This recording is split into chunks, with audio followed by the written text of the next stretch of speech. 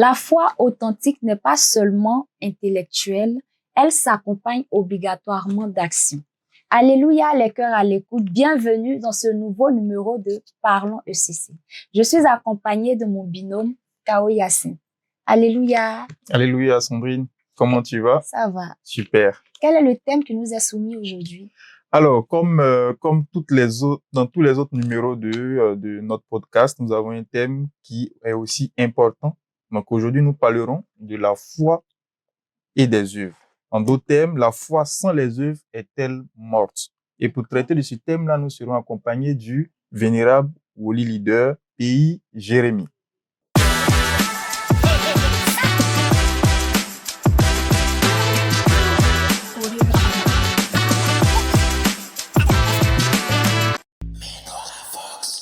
Alléluia, papa. Alléluia. Merci d'avoir accepté notre invitation. Plaisir. Vous pouvez vous présenter pour ceux qui ne vous connaissent pas. Je suis le Woli Leader Jérémie Pays. Je suis prophète, ou du moins voyant de l'église chrétienne céleste. Et puis, personnellement, je suis aumônier militaire. Voilà. Voici. Aumônier. Aumônier militaire. Voilà. Comment êtes-vous devenu chrétien céleste? Oh, moi, je veux dire que je suis né dans l'ordre sacré éternel des chérubins séraphins, une église qui est, je veux dire, qui a précédé l'église céleste. Et on a quitté Abidjan, on est allé à Grand là où mon père avait déménagé là-bas. On était tous chérubins séraphins, mais il n'y avait pas d'église chérubins séraphins là-bas. Donc c'est comme ça qu'un jour, on voit des gens marcher en blanc, comme nous, sauf qu'à la différence, on portait des chaussures sur nos soutanes. D'accord. Et puis, je vais dire à mon papa, mais j'ai vu des gens en soutane en blanc comme nous. Il a dit, ah bon, il part voir, il voit que c'est des célestes. Donc, comme on est des églises sœurs, on a prié pratiquement 1 an avec nos soutanes de chérubins séraphins sur une paroisse à Grand Laou, qu'on appelle Nouvelle-Jérusalem, dont il salue le chargé au passage. Et c'est après que mon père voulait quitter chérubins séraphins pour devenir céleste. Mais ça avait été un peu difficile parce qu'il était haut gradé quand même au chérubin séraphin. Et c'est papa Akpa, paix à son âme, l'ancien chargé de la paroisse Nouvelle-Jérusalem de Jérémie de Dabou, qui a pu le convaincre par la parole, par la Bible. Et voici comment on est devenu céleste. Ok. Voilà. Ok. Et ça n'a pas été très difficile pour vous, particulièrement, de quitter les chérubins pour devenir céleste? Au début, oui, parce que on ne maîtrisait pas trop. Moi, j'étais encore jeune. Je parle il y a plus de 20 ans en arrière. Donc, pour nous, ces enfants, ça a été facile parce que nous, voilà, on n'exerçait pas. Donc, on s'est laissé pris dans le moule. Mais pour lui, ça avait été un peu compliqué parce que les façons de prier changeaient et tout. Mais comme il a eu un temps d'incubation après, c'est passé. Et on est resté attaché à l'église. On n'a plus changé d'église. D'accord. Voilà, voici pour la petite histoire. Ok. Mais l'histoire m'intéresse aussi, même si. D'accord. Allez-y. Mais quel a été l'impact aussi derrière, étant donné qu'il était gradé chez les chérubins et séraphins, qu'il a quitté? Est-ce qu'après, il n'y a pas eu des soucis avec son ancienne congrégation religieuse? Il a eu, je vais pas dire des soucis, mais il était très proche du chef de diocèse des chérubins séraphins de l'époque, qui est décédé aussi récemment, que j'ai vu avant qu'il décède. Il avait une place quand même assez importante. Donc, au début, ça grinçait un peu. Ah non, tu as quitté l'église, tu as quitté l'autre sacré des chérubins séraphins et tout. Mais après, vous savez, moi j'ai pour habitude de dire que notre âme nous précède dans toute chose. Si ton âme si Dieu en soufflant l'âme dans ton corps, a prévu que tu dois être quelque part, quand tu es là-bas, il n'y a rien. Voilà, donc on a dit quelque part, ça a été un chemin. Voilà, parce qu'on dit aussi que l'église des chérubins séraphins est venue précéder l'église du Saint-Céleste. Donc c'est pareil. Pourquoi je dis ça? Parce que moi aujourd'hui, je peux porter ma soutane céleste et puis aller faire un culte avec les chérubins séraphins, ça ne me dérange pas. Avec les chaussures? Sans les chaussures. Voilà. Je peux rentrer dans un temple chérubin séraphin, je fais mon culte, avec eux je communie, avec eux je sors. D'accord. Et c'est quelque chose qui arrive souvent ou? Bon, ça n'arrive pas souvent, mais c'est possible. C'est possible, voilà, c'est possible. Et à part les chérubins, vous visitez d'autres congrégations? Oui, j'ai visité d'autres congrégations parce que j'ai été à l'école pastorale. D'accord. Voilà, j'ai été à la Star University, l'Institut biblique libérien, c'est C'est une université de théologie qui avait ouvert ses portes ici à Bonoumé, où j'ai fait la licence d'ailleurs. Je suis allé jusqu'à la licence. J'ai eu une licence en théologie pratique et en leadership. Donc, ça m'a permis, étant là-bas, de côtoyer beaucoup de frères évangéliques. J'ai même prêché dans beaucoup. Bon, ceux qui me suivent sur les réseaux savent. À un moment donné, on a dit, oh, il a quitté l'église. Mais bon, c'était un temps d'apprentissage parce que tu as été chez les gens. Malheureusement, on n'a pas d'école de théologie, ou du moins, on n'en avait plus. On n'en avait pas dans le temps. Mais voilà, ça m'a permis d'aller sous d'autres cieux, côtoyer des frères. J'ai même prêché chez des pères évêques, voilà, évangéliques et tout. Donc, ça a été une expérience aussi pour moi. Je n'ai pas de problème, voilà, avec ça. Parce que si j'ai quitté les chérubins, que je suis devenu céleste, je ne vais pas aller rendre visite aux frères évangéliques. Voilà, Bien pour sûr. moi, c'est comme ça. Bien Mais sûr. je suis céleste. C'est très, À Jusqu'à la 100%, moelle, à voilà, 100%. jusqu'à la c'est moelle. très bon à Voilà, savoir. ça par contre, ça C'est bouge très pas. bon à savoir. Et c'est quoi Mm. la différence lorsque vous prêchez sur Mm. une paroisse céleste par rapport à la prêche sur une paroisse, dans une église évangélique ou dans une chapelle Dans une catholique? Bon, pas catholique, parce que là-bas encore, mais je veux dire, mais j'ai côtoyé des bergers aussi dans des communautés, voilà, mais c'est pas dans une chapelle catholique en tant que telle, voilà. Mais la différence, c'est la parole de Dieu, elle est universelle, hein. Elle est universelle. Je dis toujours qu'elle est œcuménique. Quand je dis œcuménique, je vais parler dans le corps du Christ. Une parole qui est annoncée à l'église céleste, qui est annoncée à l'église évangélique, qui est annoncée à l'église catholique. C'est pareil, c'est le même impact. Voilà, donc il n'y a pas de... La seule différence, c'est la solennité dans un homme céleste. Est-ce que vous voyez? L'église évangélique tourne autour de l'évangile. Donc, au moment de la prédication, c'est un moment assez important. Je ne dis pas que ce n'est pas important chez nous, mais nous, avant ça, on a toute la liturgie, voilà, qui précède la prédication. Donc, dans un homme céleste, ça serait un peu plus calme. Est-ce que vous voyez? Mais, dans une église évangélique, ça serait un peu plus, comme j'ai l'habitude de dire à mes frères, power, parce que c'est le moment, c'est le moment. Exactement. Voilà. Pourtant, nous, chez nous, un cantique révélé, tu peux, à partir d'un seul cantique, tu peux faire ton culte, parce que le cantique t'a touché. Est-ce que vous comprenez? Voilà. Mais, chez mes frères évangéliques, le moment de la parole, c'est tout autre chose, quoi. Voilà. Ce qui change le plus, pour résumer, c'est plus l'interaction avec les fidèles, parce que, voilà. Mais sur nos paroisses, bon, souvent, au moment de la parole, on sort un peu. Voilà. Donc, c'est la différence. Pas pour dénigrer, mais c'est la différence. Exactement, c'est Voilà. un fait. C'est un fait. D'accord, nous allons revenir au sujet principal, Sandrine. D'accord. Ok. Pour entrer dans le vif du sujet, c'est quoi pour vous la foi sans les œuvres? Déjà, la foi, la foi. définition de la foi. La foi, c'est un grand mot. C'est un grand mot dans la mesure où, moi, je vais donner ma définition. Parce que la parole de Dieu, elle est pour tout le monde, mais la voix de Dieu, elle est personnelle. Je veux dire quoi? La voix de Dieu, c'est ce que tu comprends, toi, personnellement, quand tu lis. Pour moi, bon, c'est la ferme assurance des choses qu'on espère. C'est la définition de Paul. Voilà. Pour moi, la foi, c'est cette graine qu'on sème dans l'âme du chrétien et qui germe jusqu'à le couvrir. La foi, c'est l'espérance. Pour moi, c'est l'espérance. Pourquoi? Parce que quand tu deviens chrétien, c'est comme un mari. Je vais essayer d'imager pour que vous compreniez, parce que Christ est l'époux, nous sommes l'épouse. Exactement. Nous n'avons pas vu l'époux. Nous n'avons pas encore vu l'époux. Mais c'est comme cette jeune demoiselle qui s'apprête à recevoir l'époux. On lui a dit, ton mari est grand de taille, il est beau, il est bien, il est attentionné. Donc, pour moi, la foi, c'est ce que ressent cette jeune demoiselle qui attend l'époux qu'elle n'a pas encore vu, dont on vante les mérites. C'est comme ça pour moi, la foi. Voilà. Voici ma définition de la foi. Donc, crois en l'époux qui n'est pas encore arrivé. Voilà. Ton mari n'est pas encore arrivé, mais lui, il aime qu'on prépare. Il aime. Donc, tu commences à t'apprêter, tu fais ce qu'il aime sans l'avoir vu. Pour moi, c'est ça la foi. D'accord, Voilà. d'accord. Et les œuvres alors, dans ce cas?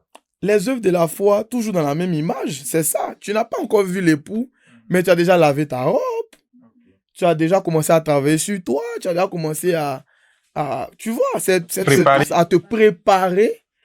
Voilà. Donc, pour aller plus loin, la foi, c'est cette énergie que le Saint-Esprit met dans le chrétien pour qu'il se prépare pour la vie éternelle.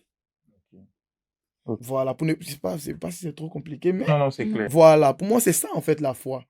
La foi, c'est ça. La foi, c'est beaucoup d'autres choses, mais je vais circonscrire ça comme ça.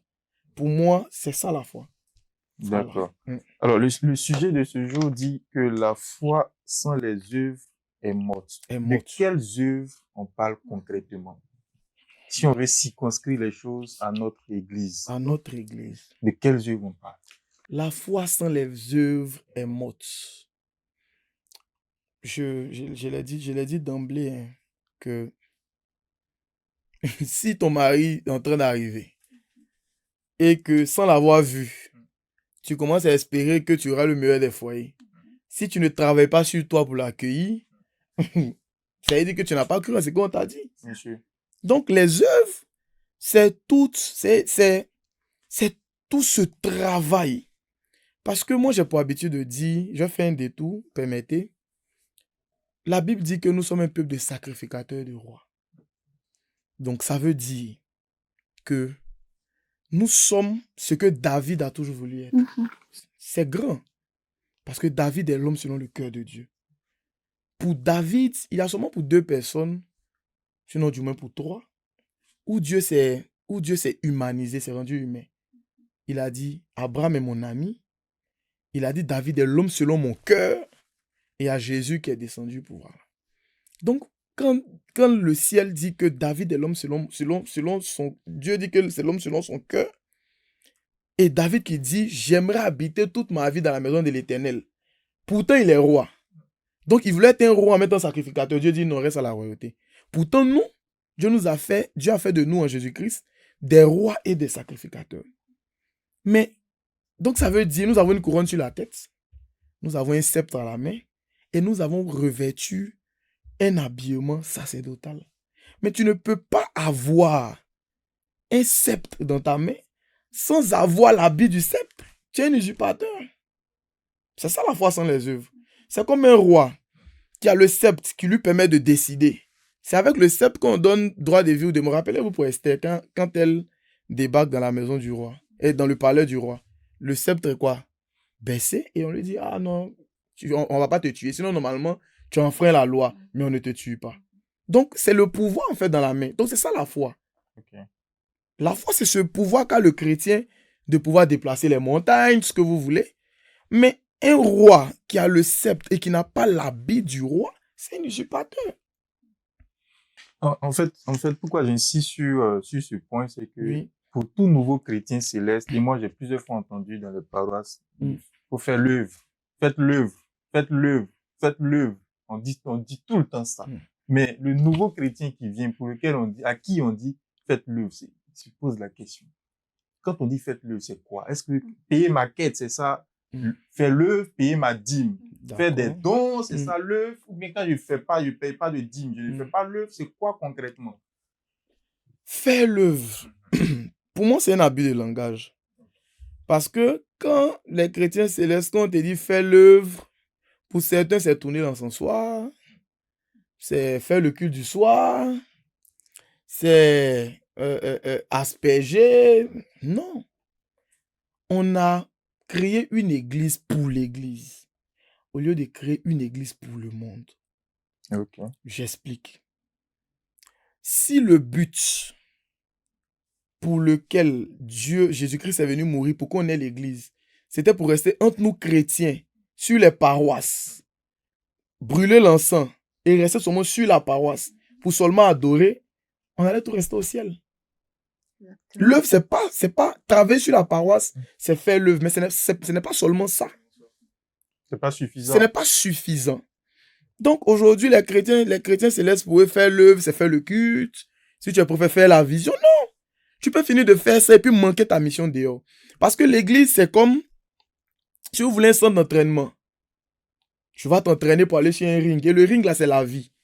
Quand tu sors de là, tu viens te ragaillardir pour aller affronter la vie. Mais si toi, tu es seulement chrétien quand tu es sur la paroisse, tu n'as pas fait l'œuvre.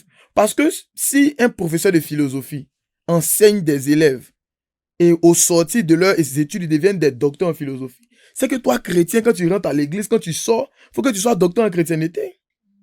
Donc, quand tu sors, il faille que les énergies que tu prennes là-bas par les prédications, que tu les manifestes dehors. Donc, voici pourquoi Paul va parler des fruits de l'esprit, la tempérance, la bénignité, et j'en passe. Donc, faire l'œuvre, c'est pas seulement allumer l'encensoir. C'est être un modèle dans la vie courante. C'est un modèle. C'est pas seulement fait. Voici pourquoi il dit c'est un abus de langage. C'est pas faire l'œuvre. Ce n'est pas rester sur la paroisse. Ce n'est pas rester sur la paroisse.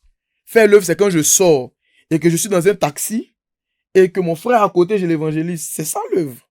C'est une autre partie de l'œuvre qu'on manque de faire. Ok. En gros, fais-le, c'est évangéliser.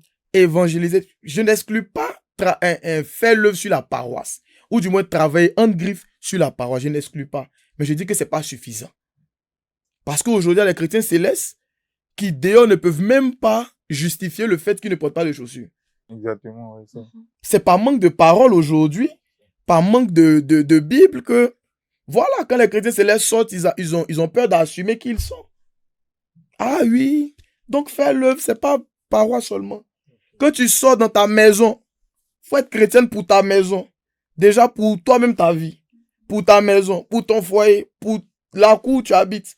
Pour ta commune, pour ta ville, pour ton pays, pour ton monde. C'est ça. Exactement. Donc, si tu ne sors pas de la paroisse pour manifester ce que le Saint-Esprit a mis en toi, frère, tu as manqué quelque chose. Ok. Voilà. En gros, c'est quoi la mission du chrétien céleste? La mission du chrétien céleste, on le dit toujours, ça n'est venu pour sanctifier le monde. Sanctifier le monde, nous sommes la dernière bac. Mais je vais essayer d'imager pour que vous compreniez. Parce qu'aujourd'hui, quand on dit que notre église est venue sanctifier le monde, il y a beaucoup qui se disent, mais nous-mêmes là, regarde ce qu'on fait, et puis on va sanctifier le monde comment? Mais si on est d'accord que nous sommes la dernière bac, retournons au temps de Noé. Au temps de Noé là, Noé est rentré avec tous les animaux dans la bac. Le singe, le lion, rhinocéros, éléphant. Mais il faisait la besoin dans la bac. On peut essayer d'imaginer un peu l'odeur. Mais si tu sors de la bac là, dehors tu meurs. Donc sanctifier le monde, c'est faire venir nos frères dans la bac. Même si la bac là sans restons. Quand on va arriver au mois Ararat là, tout le monde sera sauvé. Voici voilà, voici pour moi le but du chrétien céleste. Ok. Merci. Donc c'est ce qui veut dire que malgré tout ce on voit de pas bien en griffe, Oui, en griffe. il faut qu'on demeure Faut qu'on demeure. dans l'église. Exactement. Parce que dans la bac de Noé, dans l'âge de Noé, là, quand tu sors de là, les autres engloutissent et tu meurs. Voici pourquoi il dit qu'on a formé une église pour l'église. L'église, c'est pas un rassemblement d'anges. Non. C'est pas un rassemblement d'anges. Dans l'église, là, il y a tout. On a négligé les relations sociales. C'est pas tout qu'on spiritualise.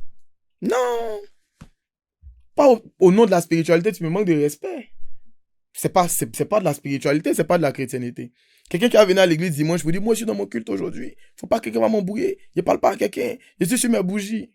Est-ce que parce que tu es spirituel, tu as manqué de sympathie envers ton frère? Salut-le. On a négligé les relations sociales. On ne prêche que l'abstrait. Au lieu d'éduquer, on passe tout notre temps à faire peur aux gens sur les pupitres. Bon, je sais que la partie n'a pas trop plu à beaucoup de personnes, mais c'est pas grave. Dieu n'a pas demandé qu'on ait peur de lui, il a demandé qu'on ait sa crainte. La peur, c'est du diable. La crainte de Dieu, là, c'est que tu découvres au fil des jours que Jésus-Christ t'aime. Il t'a aimé pas parce que tu es bon, il t'a aimé parce qu'il a décidé de t'aimer en premier. C'est de là que la crainte vient. C'est ça, en fait, le contraste. Mais en même temps, ce qui me revient, c'est que lorsqu'on est appelé par Christ, oui, qu'on rentre dans l'église, on devient chrétien, on devient une nouvelle créature. Logiquement, à un moment donné, on devrait commencer à adopter le comportement de Christ, qui est l'exemple parfait que nous tous on veut suivre, même si on n'est pas Christ, mais on doit tendre vers Christ. Alors qu'on s'aperçoit que on parle toujours des œuvres. Parfois, sur nos paroisses, il y a certains qui ont ce qu'il faut, qui ont par exemple des moyens, qui peuvent aider leurs frères qui sont dans le chômage, qui peuvent aider une veuve qui en a besoin, mais qui ne donnent aucune aide, qui ne font rien pour contribuer à l'évolution de leur communauté. Est-ce que ça, on pourrait dire que, comme on se met au temps de Noé, il faut qu'on aille avec ça, sans réellement critiquer, sans réellement en parler? le chrétien est porteur de justice. Le porteur de justice. J'ai fait un crochet tout à l'heure pour dire que quand tu es chrétien pour le monde. Tu n'es pas chrétien pour l'église. On ne brille pas là où il y a la lumière. On brille là où il y a les ténèbres.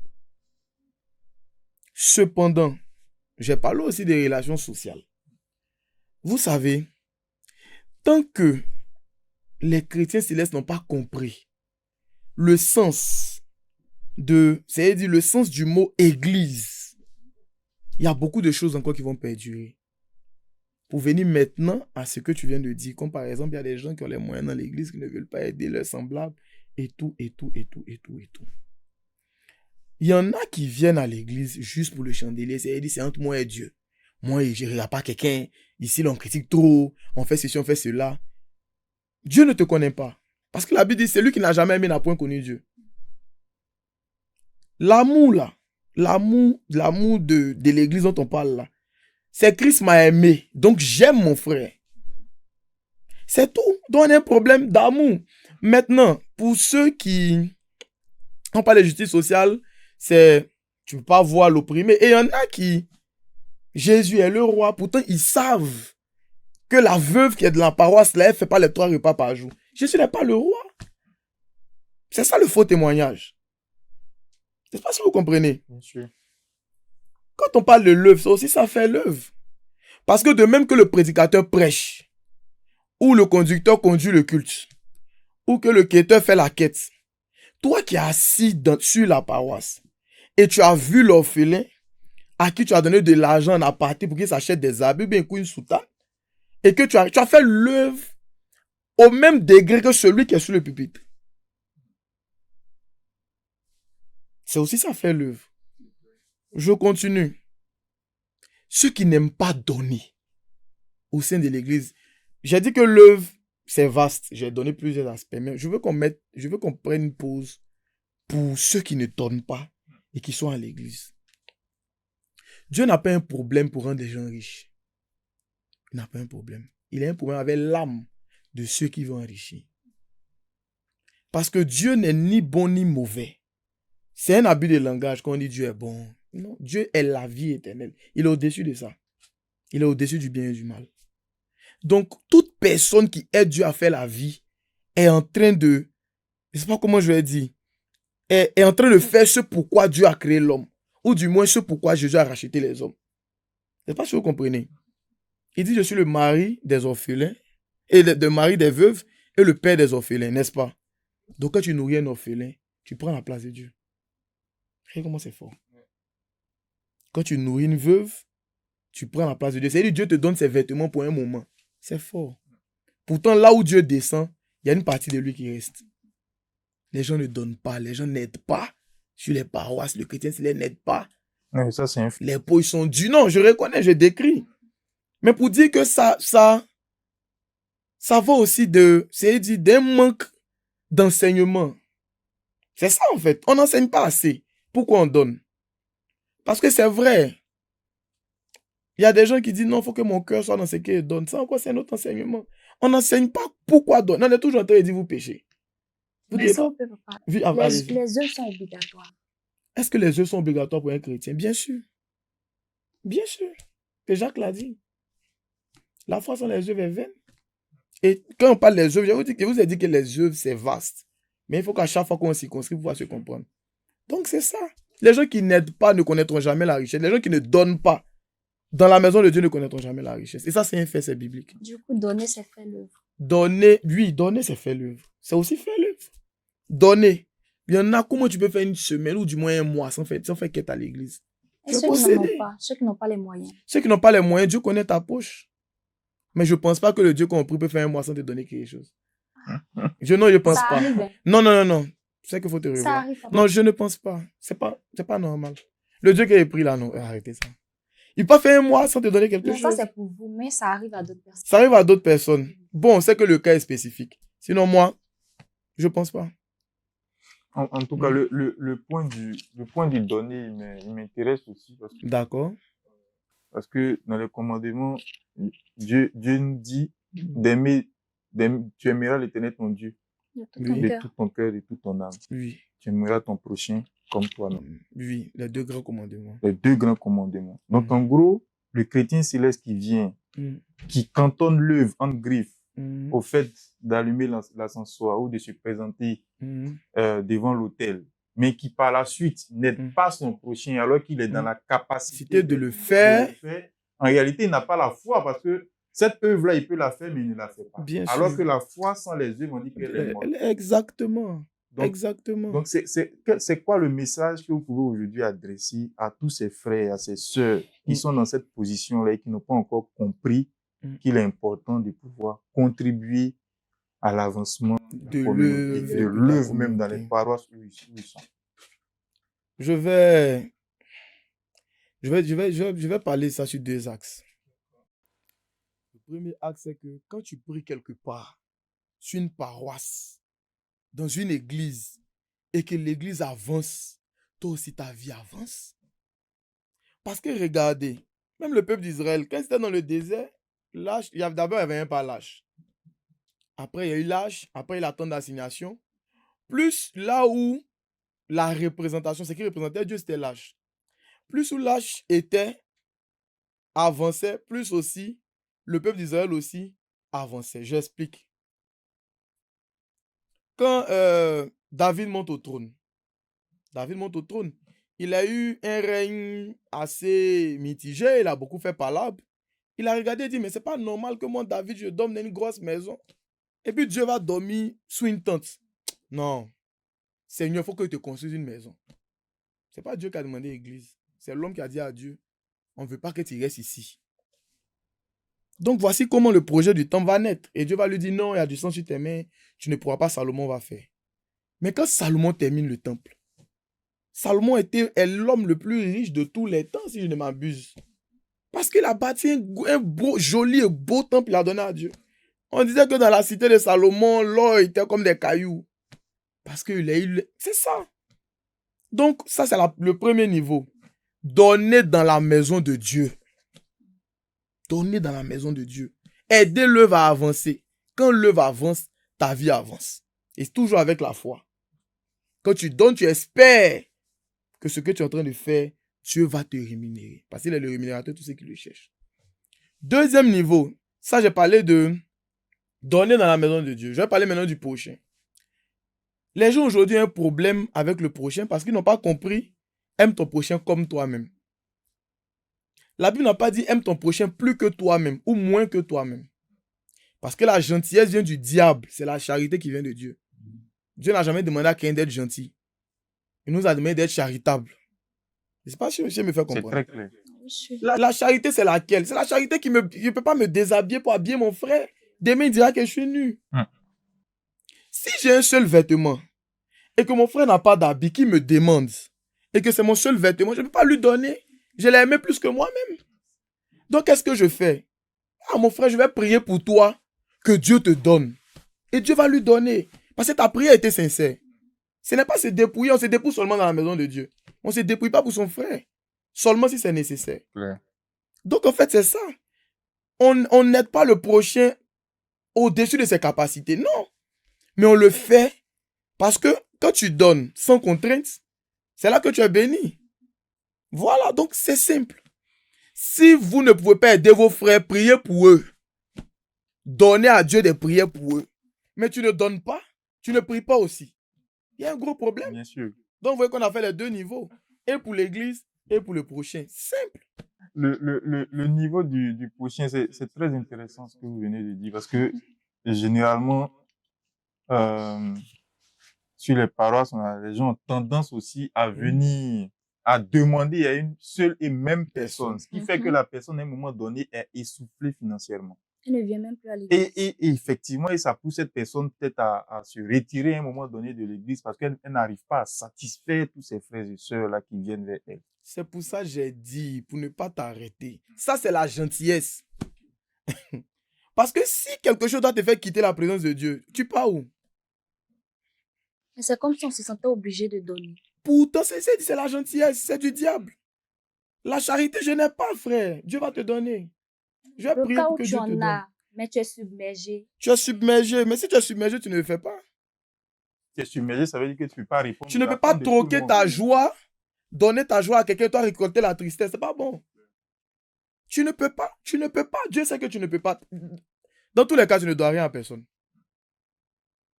Que personne ne vous fasse quitter vos paroisses. Tu n'as pas, tu n'as pas. Tu y as, tu fais. Dans la mesure de tes moyens, Dieu connaît ta poche. Tu n'es Mais c'est de ne la pas personne. faire qui n'est pas bon. Voilà. Si tu as vu ta soeur la porter, même habit là, elle est en bas de soutane, sur 4 mois, il faut lui acheter des habits, tu vas lui donner si tu peux. Si tu vois un frère sur la paroisse qui peine à joindre les deux bouts, aide-le si tu peux. Que si ça devient un harcèlement, tu regardes la personne. C'est ça. Parce que comme j'ai dit, chacun vient à son comportement. Voilà. Bien sûr. Merci pour Non. l'enseignement. Donc, en tout cas, c'est un enseignement qui On est va clair. appliquer désormais. La différence Non, ne quittez pas la maison de Dieu. la gentillesse Et la charité. la charité. Ne quittez pas la maison de Dieu parce que quelqu'un me demande, je n'ai pas. Non, ici, l'on me submerge. Non, tout le monde me demande. On ne t'oblige pas. Tu ne peux pas, Dieu connaît ta poche. Simple. Voilà. Nous passons maintenant à la question des internautes. D'accord. On a reçu une question venant d'un internaute qui demande Mhm. pour un chargé de paroisse qui est dévoué, qui fait l'œuvre, qui prie pour ses fidèles et en retour, les fidèles ne sont pas reconnaissants. C'est-à-dire, il peut faire des cérémonies pour ses fidèles, jeûner pour ses fidèles, faire des actions dans la maison de l'Éternel, mais quand ça va, ils reviennent pas semer dans la maison, comme on voit chez nos frères, les évangéliques. Il y a pas d'action. Mhm. Quel conseil vous pouvez donner aux fidèles, vu que vous êtes beaucoup suivis D'accord. à l'Église céleste, certainement que beaucoup ne connaissent pas le fait de donner et recevoir. D'accord. Donc, quel enseignement vous pouvez donner brièvement sur cela? Ok. Le chargé ou l'homme de Dieu en question ne sait pas les hommes, il sait Dieu. Il n'a pas de compte, ou bien il n'a pas de retour d'action à attendre des fidèles. Si ce n'est que de la bonne foi. Moi, déjà, je vais dire à ce chargé-là de continuer. C'est ça l'œuvre. Chacun porte sa croix. Mais à ces fidèles-là, je vais dire quoi? J'ai dit que le donner là, Dieu préfère quelqu'un qui donne dans sa maison, plutôt que quelqu'un qui ne donne pas et qui dort au lieu très saint. Est-ce que vous comprenez? En Israël, Jésus a croisé un monsieur. On dit celui-là, il donne dans la synagogue. Jésus ne voulait pas partir. Il dit parce qu'il donne, je vais le suivre. Le gars, c'était pas un juif. C'était le centenaire romain, vous connaissez l'histoire. Je vais ouvrir une brèche pour que les gens comprennent le sens du donner. Le sacrifice, d'un point de vue spirituel, c'est une porte d'entrée. Si vous voulez, c'est un portail. Comment je vais dire ça pour ne pas trop grossir le mot. Mais c'est la porte qu'on ouvre, que l'humain ouvre vers le divin. S'il n'y a pas de sacrifice, il ne verra jamais Dieu. Je vais donner un exemple d'abord dans le monde. Une dame peut s'élever, elle n'a pas d'enfant, elle peut avoir un charlatan, un marabout. Non, je veux un enfant. Et tout, il dit, donne-moi un poulet. Il prend le poulet, il donne à sa divinité. Et puis elle a un enfant. Donc le poulet a été un pont entre la divinité et le ventre de la dame. Même dans la Bible, je vais paraphraser. Israël est parti en guerre. Ils ont demandé au prophète, le prophète dit, vous allez gagner. Ils sont allés, on les abattre. Une fois, 2 fois. 3 fois, ils sont revenus, ils ont demandé au prophète. Le prophète dit, ah, vous allez gagner. Et qui a dit, n'oublions pas de faire notre offrande. Quand ils ont sacrifié, la Bible dit que c'est Dieu lui-même qui est descendu et qui est allé se battre pour Israël. Dans la vérité, Dieu était à la porte. Dieu attendait. Aussi longtemps que Abraham n'avait pas fait d'offrande à ces 3 hommes qui passaient devant la tente, il n'allait jamais avoir Isaac. Aussi longtemps que Jacob, quand il a eu le songe de l'échelle, s'il n'avait pas versé de l'huile là, les anges n'allaient pas l'accompagner quand chez Laban. Si Anne n'avait pas promis son enfant à Dieu, elle n'allait pas enfanter. Donc donner là, c'est ce qui te permet de toucher Dieu. J'ai dit toucher. C'est ce qui te permet de toucher Dieu. Ceux qui ne donnent pas, ils n'ont pas connu Dieu. Je vais dire ça comme ça. Ils n'ont pas connu Dieu. Et c'est aussi le gros problème avec l'église francophone. Regardez l'église anglophone. Exactement. Les gens sont bénis. Bien sûr. Ils sont bénis parce qu'ils donnent. Ne lésine pas sur Ils donnent. Mais nous, peut-être, bon, comme c'est le français qui nous fatigue, on est beaucoup philosophes. Ouais, ça, non, si je donne, demain, le chargé aura une voiture et puis moi, un machin à pied. Que Dieu nous bénisse. Amen. Donnez dans la maison de Dieu, donnez. Les œuvres de la foi se caractérisent par l'obéissance à la parole de Dieu. D'accord. Est-ce que aujourd'hui vous pensez que le chrétien céleste obéit réellement à la parole de Dieu? Ok, très bonne question. Le chrétien céleste dans l'ensemble. Vous savez, la marche avec Jésus-Christ, moi j'ai pour habitude de dire, parce que moi j'ai pas peur de mots, c'est un chemin initiatique. Un chemin initiatique sur lequel il y aura des épreuves. Et après chaque épreuve, on t'accroche une médaille.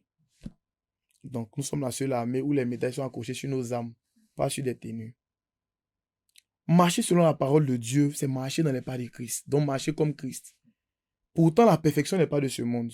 Je veux qu'on fasse une nuance. Pourquoi? Parce que la justification dont Paul parle, quand il dit ce que j'ai prédestiné, je les ai appelés, je les ai justifiés et tout, ce n'est pas une justification dans laquelle on te demande d'être parfait. Selon la définition humaine. Parce que la vie chrétienne, c'est une lutte sur toute la vie contre Satan, ses suppôts. Voici pourquoi on mérite la couronne de vie demain. Je ne sais pas si vous comprenez. Donc la justification, c'est Jésus qui te regarde et puis il dit, toi, parce que tu as cru en moi et que mon sang t'a lavé, tu es juste. C'est une décision divine, une décision souveraine. Ok. Est-ce que vous comprenez? Cependant, si aujourd'hui, un individu X, il tue, on le prend, on l'envoie en prison, lui, tu es condamné à vie. Et puis un autre monsieur vient pour dire, non, moi je vais prendre sa peine parce que je pense qu'il peut s'améliorer. Et puis on te fait sortir. Et puis le monsieur prend ta peine. Et on te dit, va. Le monsieur croit que tu peux t'améliorer par amour. Et tu vas, tu tues encore tes ramènes de ton cellule. Comment tu vas te sentir? Mal. Tu vas te sentir mal. Donc en fait, c'est ça. C'est ce parfait. Donc je ne peux pas dire que le chrétien céleste aujourd'hui marche selon la parole de Dieu. Non. Parce que la parole de Dieu est vaste. Toute une vie n'est pas possible pour comprendre tout ça. Tu vas, tu reviens, tu vas, tu peux pas comprendre tout ça. Parce que, et encore, pour clore, la Bible dit que la gloire de Dieu, c'est de cacher des choses. Et la gloire de ses fils, c'est de trouver les mystères que Dieu a cachés. Donc, c'est un long chemin. Donc, dire qu'aujourd'hui, le chrétien céleste marche selon la parole de Dieu, si il dit oui, c'est trop gros. Si il dit non aussi, c'est trop gros. Parce que le chrétien céleste est en train de faire, ou du moins l'église est en train de faire de son mieux. Okay. Voilà, faire l'effort pendant la perfection. Mais sinon, nous sommes justifiés par Christ. Voici pourquoi Paul nous appelle l'assemblée des saints. On est saints devant les yeux de Dieu, même si on n'est pas saint pour le monde. Que Dieu nous bénisse. Amen. D'accord. Est-ce que avoir la foi sans les œuvres, pour un chrétien qui a la foi sans les œuvres, parce qu'on dit que la foi sans les œuvres est morte, est-ce que malgré cela, le chrétien céleste peut bénéficier du salut éternel, malgré qu'il ne fait pas les œuvres dans la maison de Dieu? Mais s'il ne fait pas les œuvres, il n'a pas la foi. Mais est-ce que Dieu peut faire grâce à quelqu'un qui ne fait pas les œuvres? On peut pas avoir la foi sans... Je veux qu'on fasse une nuance. Il n'y a pas de foi sans œuvre. D'accord. Si tu as la foi sans les œuvres, tu n'as pas de foi. Parce que la foi englobe les œuvres. Maintenant, tu peux penser avoir la foi. C'est ça. Ça veut dire que ça, c'est de la religion. Ça, c'est pour les religieux. Il a tout ce qu'il faut. Il connaît l'église, il connaît tout. Il sait se tenir dans le temple. Ça, c'est un religieux. Un cas. Voilà, un cas pur. Mais, je viens. Oui, je viens à l'église. Je suis dans l'automatisme. Je fais tout. Ok. Je sors, je prends ce n'est pas la foi. Je suis assidu. Ce n'est pas la foi, c'est de la religion. Je prie Dieu. C'est de la religion. Je reconnais que Dieu. C'est de la religion. Tu reconnais que Dieu est Dieu, non? Je reconnais tu viens à l'église, non? Mais tu ne fais pas les œuvres du Dieu que tu as croisé. C'est de la religion. Et en plus, tu as la crainte. Non, si tu as la crainte de Dieu, tu as fait les œuvres. Tu as la crainte, tu fais les œuvres. Maintenant, moi, je vais appeler ça un bébé spirituel. C'est-à-dire, parce que le bébé spirituel, lui, il est dans l'automatisme. Il tend la main, il sait que s'il est privé, Seigneur, faut me bénir, Seigneur, faut me bénir, Seigneur, faut... Toujours au lait. D'abord, revenons sur les fondamentaux, parce qu'il y a eu le mot salut qui est sorti. Un chrétien ne perd pas le salut. D'accord. Un chrétien ne perd pas le salut. Même s'il pêche. Je viens. Mais là encore, c'est un autre. Quand tu fais sortir les thèmes, je vais faire sortir les cours. D'accord. Même s'il Si pêche. vous voulez, on peut partir. Allez-y. Un chrétien ne perd pas le salut. Un chrétien rétrograde. Parce que j'ai dit, en tant que chrétien, c'est une lutte acharnée. Est-ce que tu comprends? Quand tu viens te dire, Seigneur, pardonne-moi pour les péchés que je reconnais avoir commis et ceux dont je n'ai pas connaissance. Donc, péché et iniquité. Iniquité, le péché qui fait corps et toi, qui est lié au sang. Donc, c'est une... Mais quand tu t'améliores, tu t'améliores. Chaque fois, tu travailles sur toi. Quand tu tombes, tu te révèles, tu te relèves. Parce que quand on dit tu tombes 7 fois, tu te relèves 7 fois, le chiffre 7, chiffre de la plénitude, tout ce que tu veux. Donc, tu fais un effort, tu travailles sur toi, tu travailles. Mais c'est quand tu décides de ne plus rien faire, que tu tombes dans l'état de la conscience morte. Ou quand le péché pour toi devient un mode de vie, ça veut dire que tu as rétrogradé. Et la cerise sur le gâteau, s'il va vers d'autres dieux, là même tu as coupé la corde. Je ne sais pas si vous comprenez. Est-ce que là, tu peux perdre Celui-là peut perdre le salut. C'est pour ça qu'on appelle rétrograder. Sur le chrétien ne perd pas le salut. Cependant, si tu ne règles pas ta marche sur la terre, tu vas souffrir. Tu vas souffrir, mais Oui, tu tu perds vas pas le salut. souffrir. J'ai dit le chrétien ne perd pas le salut. On est en ligne, on est en direct et puis il dit ça. Le chrétien qui a rétrogradé perd le salut. Mais le chrétien qui fait des efforts, il a dit qu'il fait des efforts. Il a dit pas dit celui qui est tombé dans l'étape de la conscience morte. La conscience morte, c'est le matin, il fait quelque chose qui n'est pas bon, et puis je dors, je ronfle, je suis à l'aise avec. Je m'en fous. Ça devient limite. Voilà, ça fait quoi, hein, toi? Toi, tu as rétrogradé. Parce que quand tu pêches, et que tu as mal au-dedans de toi, tu es là, ah, mais moi, même là, c'est que tu es en train d'attrister le Saint-Esprit. Ça veut dire que la flamme est encore là. Sinon, un chrétien ne perd pas le salut. Le sacrifice de Jésus est trop grand pour un péché en griffe, qu'on vient te dire, oh, tu rentres pas. Voilà, je pense que c'est des choses qu'on doit développer. Comme on n'a pas trop de temps. Mais tu as parlé de péché, là encore, c'est des thèmes. Il y a le péché, les péchés et le pécheur. C'est 3 thèmes différents. Donc, c'est pour dire que c'est vaste. Je pense qu'on aura le temps. Voilà, on aura le temps. de parler Voilà. de tous ces autres. On aura le temps. Sinon, un chrétien ne perd pas le salut. Un chrétien, parce que quand tu es chrétien, tu n'as pas encore quitté Christ. Tu es encore dans la maison de Dieu. Voilà. Un chrétien ne perd pas le salut. Mais un chrétien qui retourne, il va vers d'autres dieux, ou qui vit dans le péché constant comme il veut, non, il a rétrogradé. S'il ne se répand pas, il n'y a plus de salut possible. Ce fut un plaisir pour nous Plaisir d'avoir partagé. échangé avec vous. On espère vous revoir très, très, très bientôt Grâce à Jésus. pour un autre sujet. Exactement. On sera là. Merci beaucoup. Merci, papa. Et à très bientôt. Merci beaucoup. Merci à vous aussi. Merci à Minora Vox. Et puis, c'est bien ce que vous faites. On vous encourage, on prie pour vous. Et puis, grâce à Dieu, vous irez loin. Merci Dieu vous beaucoup. bénisse.